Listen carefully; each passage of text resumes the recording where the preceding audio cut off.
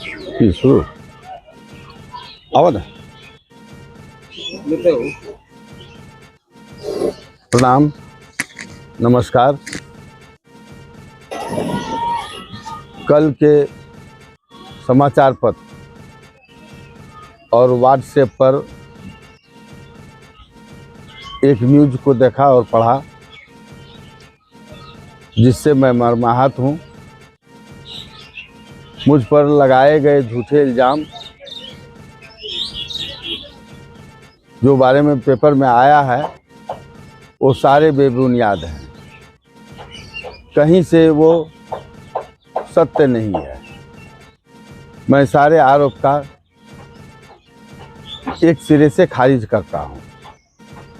मैं 1995 से मैं राजनीति में हूँ और उनके द्वारा जो लगाया गया आरोप है बेबुनियाद है। ये विरोधी के साजिश के तहत है। राज्य में महागठबंधन की सरकार है। हम सभी उनके साथ हैं। हम नहीं चाहते हैं कि किसी नेता का नाम लें, लेकिन ये ओछी राजनीति, ये गंदी राजनीति जो समाज को दिग्भ्रमित करने का काम करता है, जो समाज को तोड़ने का काम करता है। मेरे द्वारा कहीं पे कोई राशि, चाहे हाट हो, चाहे बस स्टैंड हो, कोई भी पब्लिक, एक आम जनता या गाड़ी मालिक आज तक कोई शिकायत नहीं किया। आज ऐसी क्या परिस्थिति आ गई जो कल के अखबार में आया। कहने के लिए तो कहते हैं कि हम राजद के पूर्व प्रत्याशी हैं, लेकिन उनको सीखनी चाहिए कि राजनीति क्या होती है। चुनाव लड़ लेने से कोई नेता नहीं बन जाता है। नेता बनने के लिए त्याग, तपस्या, समाज सेवा की आवश्यकता होती है। और जिसके घर शीशे के बने होते हैं, वे भूलकर कभी दूसरों के घर पर पत्थर नहीं फेंका करते हैं। मैं अभी वर्तमान में बगुला पंचायत के मुखिया हूँ। ये राजनीतिक और कुछ असामाजिक व्यक्ति के बहकावे में आकर ये अनर्गल बयान देना गलत है। मैं जिला स्तर के सभी पदाधिकारियों से या राज्य स्तर के पदाधिकारियों से मैं इसकी जांच की मांग करता हूं और मेरे व्यक्तित्व को खराब करने की लोगों ने जो साजिश रची है, इसके मंसूबा को हम कामयाब नहीं होने देंगे। हाथी बैठ भी जाएगा तो घोड़ा और गधा से बड़ा ही होगा। ये प्रकरण है कि एक सड़क, इसकी पत्नी जिला परिषद सदस्य है। एक सड़क बगुला पंचायत के अंतर्गत बन रहा था, जिसमें डीडीसी महोदय के द्वारा एक पत्र आया था, जिसका पत्रांक 12/12 है, अनापत्ति प्रमाण पत्र देने के लिए। मैंने पंचायत से डीडीसी महोदय को अनापत्ति प्रमाण पत्र दिया था कि वार्ड नंबर 3 पानी टंकी से छनल यादव की घर की ओर जाने वाली सड़क, क्षतिग्रस्त सड़क में मरम्मती कार्य, जिसका जो 21-22-23 योजना संख्या 21-22-23 है। इस संबंध में हम बीमार थे। बीडीओ साहब, रानीगंज बीडीओ साहब का फ़ोन आया कि आप पंचायत में कौन ऐसा सड़क बन रहा है। वहाँ के ग्रामीण फ़ोन कर रहे हैं कि ½ इंची और 1 इंची मसाला दिया जा रहा है नहर पे। तो हमको जानकारी नहीं था, हम कई रोज से पंचायत नहीं गए थे। हम बोले कि टेंडर वाला सड़क है, तो बोले कि एक बार जाके देखिए। जब हम वहाँ देखने के लिए गए तो टेंडर वाला भी सड़क बन रहा था और ये भी सड़क बन रहा था। सही मायने में इस सड़क में, जो सड़क 3 वर्ष पूर्व हमने पंचायत से बनाया था ढलैया, कहीं भी टूटा हुआ नहीं था। उसी सड़क पे 1/2 इंची बालू और सीमेंट मिलाकर उसको मिलाया गया। और सिंचाई विभाग का जो नहर होता है, नहर पे 15 फीट अनाधिकृत रूप से इस पार से उस पार जाने के लिए बिजली के पोल पर देके वो ढलाई कर दिए। मुश्किल से मुश्किल 40 से 45 हज़ार रुपया वो खर्च हुआ। जबकि ये बनना था वार्ड नंबर 3 में, पानी टंकी से छनल यादव के घर तक। इन्होंने बना दिया वार्ड नंबर 2 में, और आनन फानन में ये पैसे की निकासी कर रही थी। हमने देखा ये गलत काम है, इसमें 7 लाख रुपये का घोटाला है। तो मैंने 12 तारीख को जिला पदाधिकारी महोदय, जिला परिषद के कार्यपालक पदाधिकारी, रानीगंज बीडीओ साहब और जिला परिषद के चेयरमैन को, और जो कन्या अभियंता थे रवि कुमार, उसको मैंने पहले टेलीफोन पे किया और एक लिखित, हम इसकी जांच के लिए, इस घोटाला की जांच के लिए मैंने जिला पदाधिकारी महोदय सारे विभाग को 12 तारीख को मैंने दिया था। इसी एवज के चलते, और उस बोर्ड में अनाधिकृत रूप से ये लिखता है श्री अविनाश मंगलम पूर्व राजद प्रत्याशी, जो ये भी अवैध है। ये 7 लाख रुपये का घोटाला है। जगह का स्थानांतरण कर दिया गया था। और सबसे बड़ी बात है, यह सड़क वही सड़क है जो कुछ दिन पहले यहाँ के स्थानीय विधायक भाई अच्युत ऋषिदेव जी ने मुख्यमंत्री ग्रामीण सड़क योजना के अंतर्गत शिलान्यास किया गया था। और इसी सड़क पे जगह बदल के पैसे का बंदरबाट किया गया, जिसकी जांच हमने विभाग से मांग किया था। इसी बौखलाहट के कारण इन्होंने आनन फानन में छुटभइये नेता बिचौलिए के माध्यम से ये अपनी छवि को चमकाना चाहते थे, नाखून कटा के शहीद बनने की कोशिश कर रहे थे। मैं आज भी अपने स्टैंड पर कायम हूं। कुछ पदाधिकारी लोग इनको साथ दे दिए और मेरे छवि पर दाग लगाने की कोशिश की। आज तक एक पब्लिक, मैं 30 साल से इस जगह पे बैठता हूं, कहीं कोई आरोप नहीं है। और पूरे बिहार के, मैं बस स्टैंड हाट के मालिकों से या बिहार के सभी पदाधिकारियों से, आप तमाम पत्रकार भाइयों से मैं जानना चाहता हूं कि आप ही बताएं कि अररिया बस स्टैंड का काम कौन करता है? अररिया में हाट का कलेक्शन कौन करता है? वहाँ का स्टैंड किरानी कौन है? क्या वो अवैध है? तो रानीगंज में अवैध कैसे हो गया? जब रानीगंज में अवैध है तो भोड़ा, कमलपुर, हांसा, गिद्धवास, छतियौना, काला बलवा, बिस्टोरिया, जगता में जो कलेक्शन हो रहा है, ये किसके द्वारा हो रहा है? ये सारा आरोप वही छुटभइये गुंडे जो दूसरे पे लगाते हैं। ये जांच का विषय है, वो जांच करे।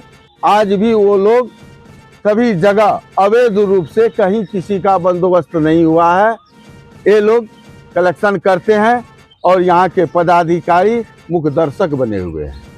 जबकि बरवन्ना हाट मेरे चचेरे भाई के नाम से है और बस स्टैंड का डाक उसी के नाम से है। तो ये अवैध हो गया और हम कलेक्शन करते हैं। प्रत्याशी बनते हो, पार्टी को बदनाम करने की कोशिश कर रहे हो।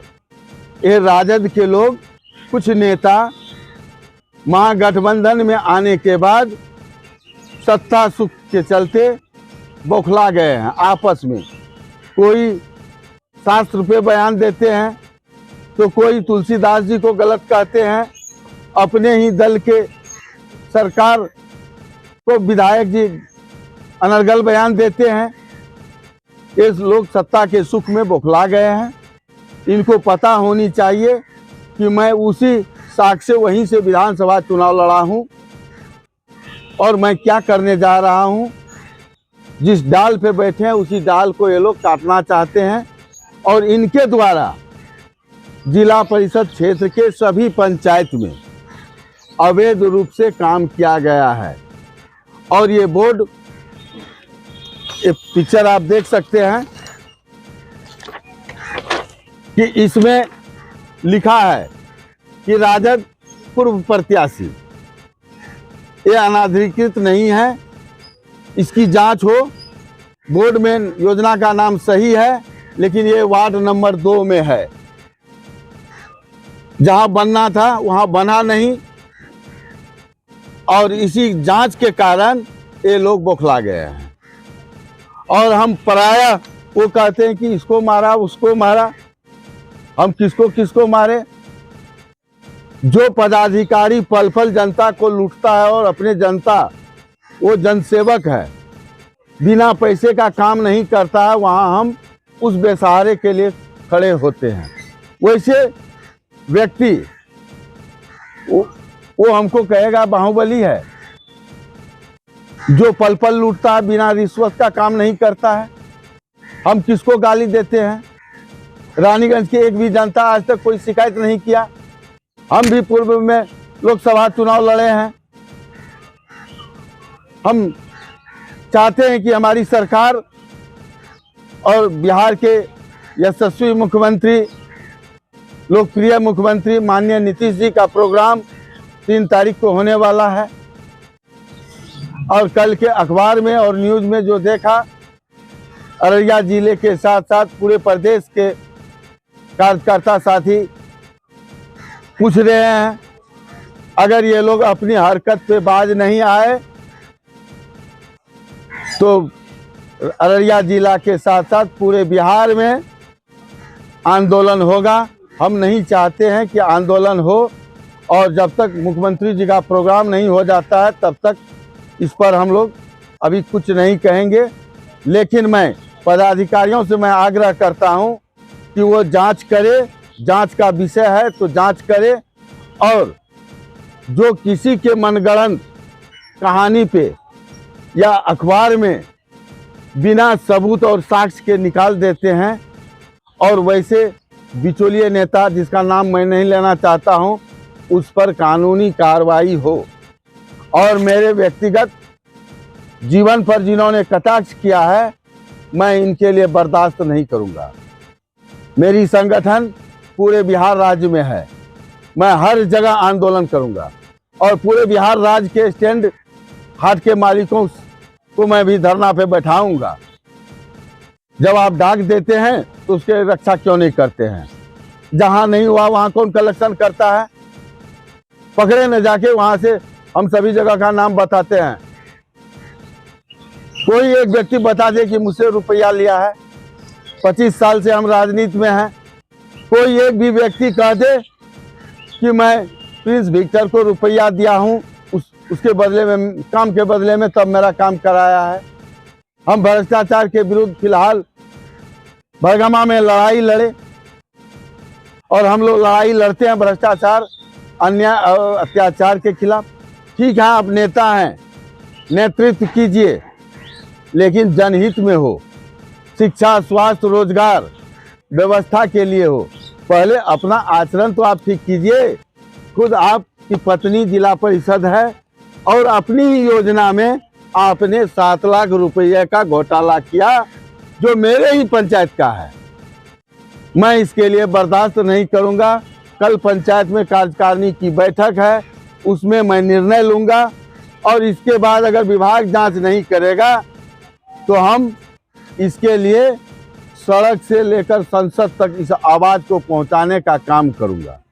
अभी हम लोग समाधान यात्रा में लगे हुए हैं। मुख्यमंत्री जी की तैयारी में हम लोग चाहते हैं कि मुख्यमंत्री जी आए, जनता के हित की बात करें, जनता के दुख दर्द को दूर करें। हम लोग इसके लिए प्रयास करते हैं। हम इस छोटे मोटे नेता को नहीं जानते हैं कि कौन क्या करता है। हम किसी के व्यक्तिगत जीवन पर टीका टिप्पणी नहीं करना चाहते हैं। वो राजनीतिक में आए, जब उस नेता सब का जन्म नहीं हुआ था, उसी समय हम 95 में चुनाव लड़े थे विधानसभा। इनको पॉलिटिकल स्टैंड बनाएंगे तो मेरे साथ सारा सबूत है, साक्ष्य है। वो मेरा क्या बिगाड़ेगा, वो अपना भविष्य को देखे कि जिस जगह से हम विधानसभा लड़े थे, क्या अभी के माहौल में क्या परिस्थिति बन रहा है। चुनाव लड़ना तो दूर, टिकट भी मिलेगा कि नहीं मिलेगा ये तो ऊपर वाला जानता है, ये हम नहीं कह सकते हैं। हम भगवान नहीं हैं, न भविष्यवक्ता है। लेकिन मैं कहूँगा कि अपने चाल चरित्र आचरण, आप जनप्रतिनिधि नहीं बन पाए, आप जनता की सेवा करें। हो सकता है कि आगे आपको चांस मिल जाए। किसी के व्यक्तिगत जीवन पर टीका टिप्पणी नहीं करें। मैं आपको ये चेतावनी देता हूँ। मैं किसी का नाम नहीं ले रहा हूँ।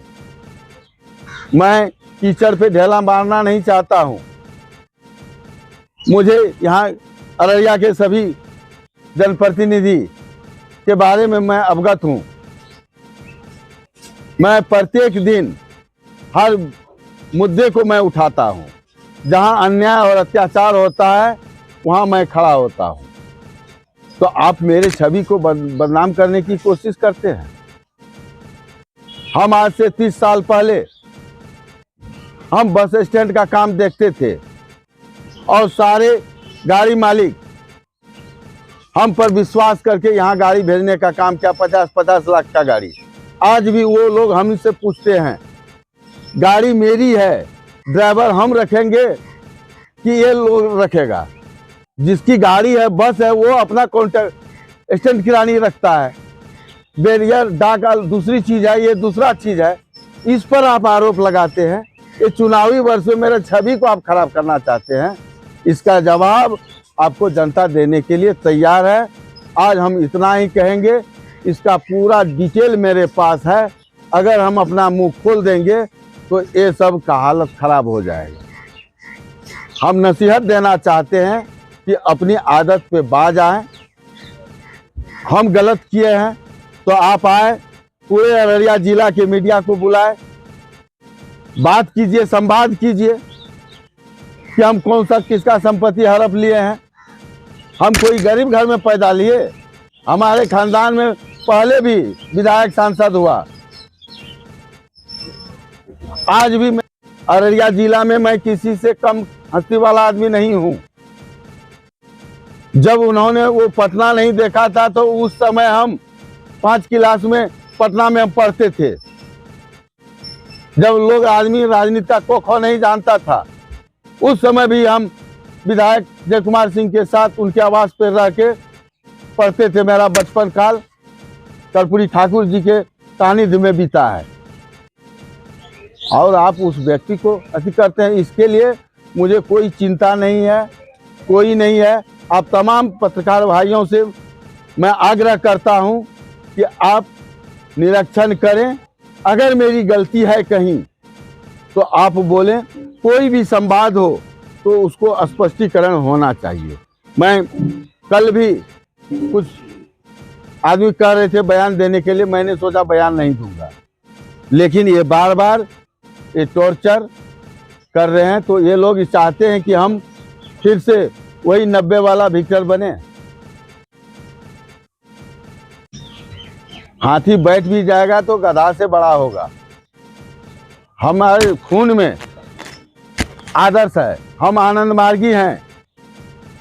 हम लहसुन प्याज नहीं खाते हैं, मांस मछली शराब नहीं खाते हैं। और कहता है कि ड्रग्स बेचता है।